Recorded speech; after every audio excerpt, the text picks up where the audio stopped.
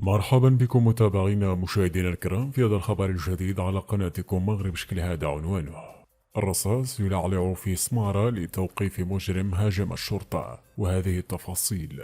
قبل ما نبداو ما تنساش دير شي اشتراك باش تكون انت الاول اللي كيتوصل بالاخبار المغربية.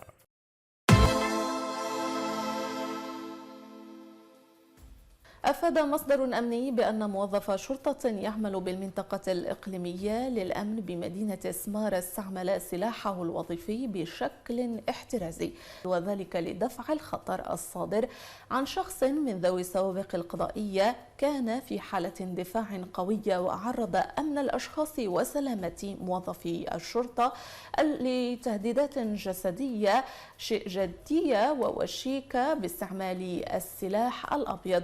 وأوضح المصدر ذاته أن المعطيات الأولية للبحث تشير إلى قيام مجموعة من الأشخاص في حالة غير طبيعية بالهجوم على مسكن بحي الوحدة بمدينة سمارة لأسباب وخلفيات تعكف الأبحاث حاليا على تحديدها، قبل أن يتدخل موظف الشرطة من أجل ضبط المشتبه فيهم، غير أن أحدهم واجهه بمقاومة عنيفة وعرضه لمحاولة اعتداء جدي باستعمال سلاحه الأبيض.